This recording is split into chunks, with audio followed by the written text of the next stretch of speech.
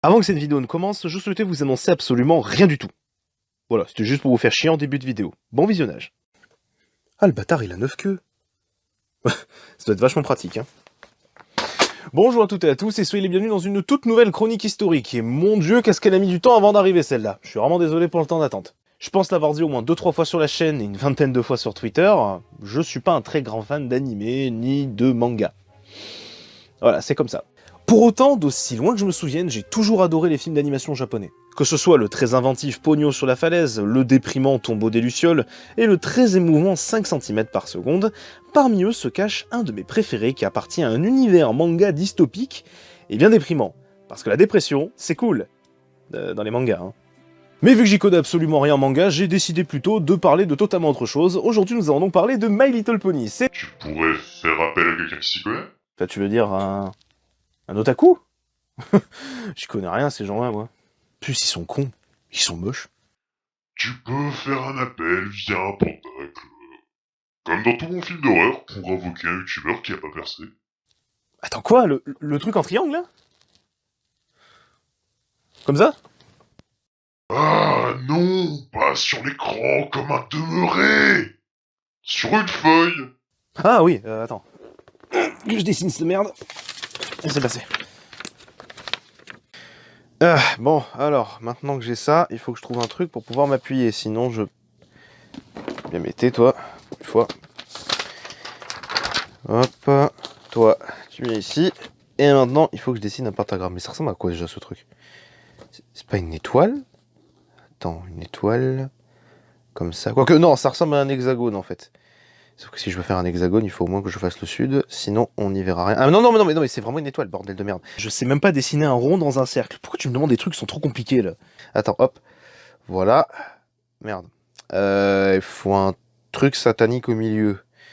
Qu'est-ce que je peux faire? Ouais. Alors, faut que je fasse la tête de Satan. Satan, il a un sourire parce qu'il est toujours content. Enfin, toujours malicieux. Et il faut un truc bien méchant. Les couettes, comme Harley Quinn, c'est ça. Hop, voilà. Et voilà. Il lui faut un corps aussi, sinon il peut pas être méchant. Voilà. Et il lui faut des cornes. Voilà, magnifique. Bon, ça résout pas le problème. Comment je fais apparaître ce truc, moi? Ah, c'est bon. Il devra apparaître devant moi maintenant, si je dis pas de conneries. Ah. Bon, ça fait rien. Bien l'air cool maintenant. Mais bordel, on n'a pas idée d'invoquer les gens à une heure pareille! Bah écoute, je savais pas que t'avais des dons en invocation, mais il a l'air un peu neuneux ton con, hein. Bon, ça a l'air très sympa votre débat, mais pourquoi je suis ici? Et c'est quoi ce truc qui parle? Qui ça? Ah, lui, oui, bien sûr, il s'appelle Astro. Astro, le petit robot. Salut, dis-lui bonjour, allez. Dis-moi, tu serais pas un buste de Killzone? Non, parce que d'ici on jurerait presque que tu vas faire un épisode sur Jinro. Ça a juste cherché sur YouTube, hein. Et t'en fais pas, il a de l'œil. Oui, bon, d'accord, ok. Alors, si je t'ai invoqué à la base, c'est parce que j'avais prévu de parler d'un manga qui s'appelait Jinro. Jinro. Oui, bon, Jinro, après, voilà, comme tu veux. Bon, je vois que tu connais, c'est super bien. On va pouvoir commencer à l'aborder tout de suite. Transition, la jetée. Ceci est l'histoire d'un homme marqué par une image d'enfance.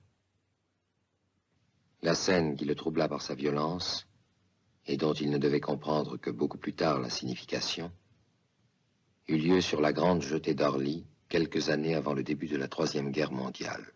En 1962 sort La Jetée de Chris Marker, un court-métrage d'une demi-heure en roman photo qui nous raconte comment, dans un futur post-apocalyptique, un Parisien est envoyé dans le passé pour tenter de sauver le monde.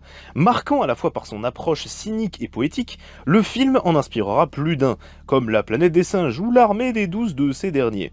En ce qui nous concerne ici, ce n'est pas autant l'impact majeur de ce film, français sur la culture en général, que l'inspiration qu'il a été pour Mamoru Oshii. Et oui, je dis ça pour vous les trois tweetos qui dorment en fond, la France a eu et a encore une influence importante dans le domaine de l'art, notamment le cinéma. Bon, c'est clair que si tu résumes Otuche et Aladdin, bah on va pas aller loin. Ensuite, ce n'est pas la seule inspiration présente. Mamoru assume clairement son admiration pour Godard, mais La Jetée sera donc sa principale inspiration pour son œuvre phare, Jinro, la Brigade des Loups. Dès le début de ce film, l'ambiance, un peu à la Akira, fait penser aux manifestations étudiantes japonaises qui eurent lieu pour protester contre l'occupation américaine à la fin des années 50. Rappelez-vous de la deuxième partie que j'ai fait sur Douglas MacArthur pour vous rafraîchir la mémoire. Ici nous avons en guise de représentation de l'ordre, que dis-je, de l'état régalien,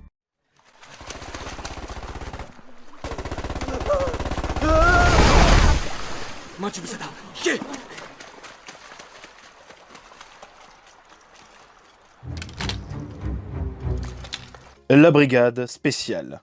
Ouais, non, ils se sont pas foulés pour le nom. Ouais, j'espère que tout n'est pas littéral dans cet univers. Je me demande si les nuggets s'appellent les poulets roulés dans de la chapelure. Mamoru Oshii commencera par mettre en place son univers en 87 par le biais d'un premier film en noir et blanc, The Red Spectacles, ou Les Spectacles Rouges, qui nous décrit une police spéciale dans un Japon récemment occupé par l'Allemagne nazie, mais à part ça, les animés c'est pour les gosses. Ouais, de ouf.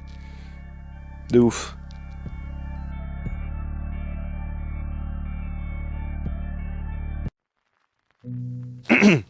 Bon, on était. Un an après, assisté par Kamui Fujiwara et Yutaka Izubushi, respectivement le papa d'une partie des mangas Dragon Quest et optionnellement de Sayuki, pour l'autre, reconnu pour ses designs mécaniques et crédité pour Razefon, Pat Labor ou encore Gundam, eh bien c'est lui qui créera cette armure si reconnaissable et reprise.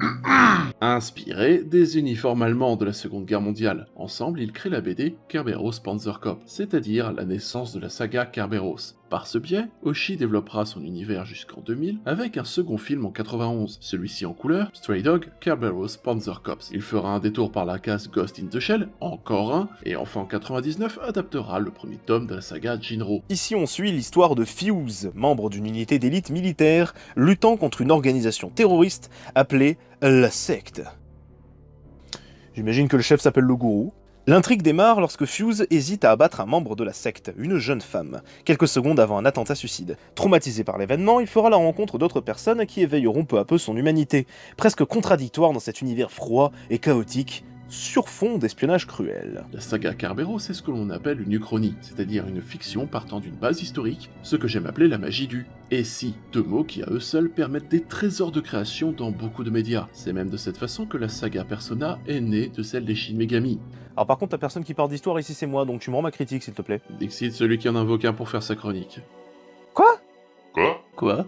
Le film sortira en avant-première en France, histoire de boucler la boucle j'imagine, et à noter qu'il a reçu de nombreux prix, aussi bien au Japon qu'ailleurs, et reconnu notamment pour sa qualité d'animation, puisque Oshii, dans son désir de s'entourer des meilleurs, n'a pas fait les choses à moitié. En effet, avec Hiroyuki Okura aux commandes, c'est-à-dire le maître derrière les films Ghost in the Shell, encore, Blood the Last Vampire, Akira, Cowboy Bebop, ou même Paprika, se retrouve ici avec un bijou d'immersion, de réalisme, et de sa spécialité, l'expression faciale, celle qui vous bloque, vous interroge, vous crève le cœur, puis vous remet en question. C'est vrai que dans le film on n'a jamais vraiment cette impression de...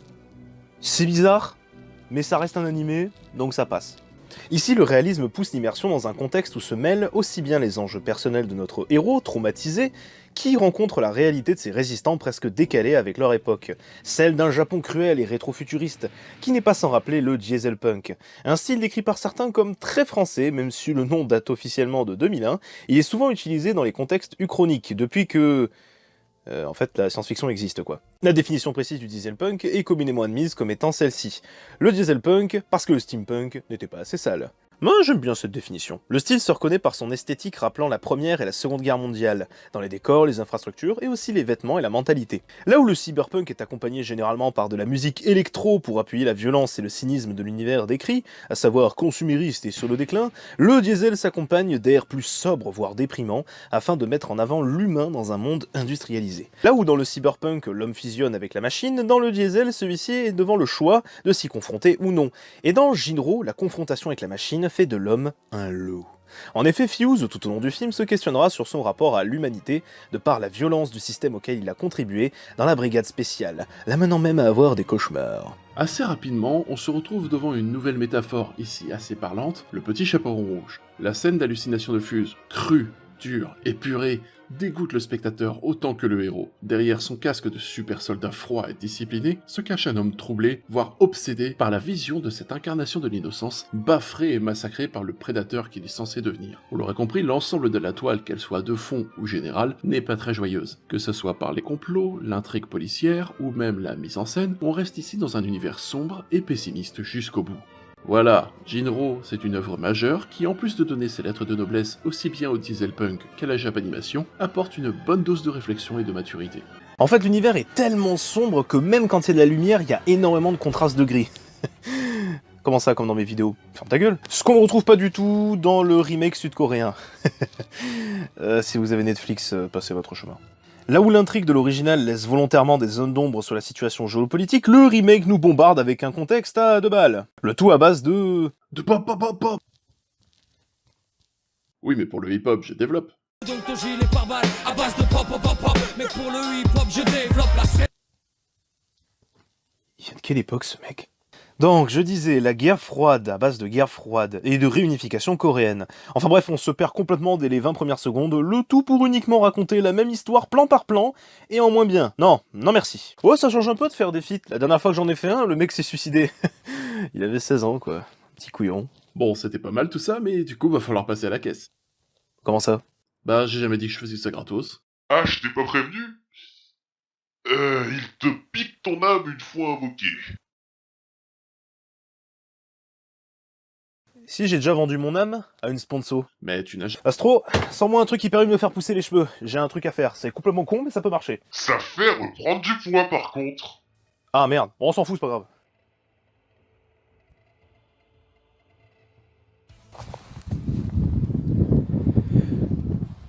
Bonjour. Est-ce que dans votre vie, il vous est déjà arrivé d'avoir envie de boire de l'eau? Grâce à Volvic, vous pourrez combler cette envie. Volvic, ça convient aussi à petits et grands. Grâce à Volvic, vous n'aurez plus besoin de la concurrence. Car Volvic élimine la concurrence. Et le Covid-19. Je suis pas payé pour boire. Aucune bouteille de Volvic n'a été maltraitée durant cette vidéo. Par contre, les bouteilles d'Evian, bon... Merci à tous d'avoir vu cette vidéo qui a mis plus d'1 an avant de sortir. Putain, je suis vraiment désolé, j'en parlerai en live si un jour j'en ai l'occasion. Mais en attendant, allez vous abonner à la chaîne de Mexas, un youtubeur qui mérite clairement plus d'abonnés, qui parle de manga avec une approche un petit peu plus cinématographique. Foncez, c'est de la bonne, c'est vraiment génial. En plus, il y a des lives très cool chez lui. Quant à moi, je vais certainement me faire un marathon My Little Pony, parce qu'éplucher 2 fois Jinro quand même, c'est très démoralisant. Et on se retrouve pour une prochaine vidéo.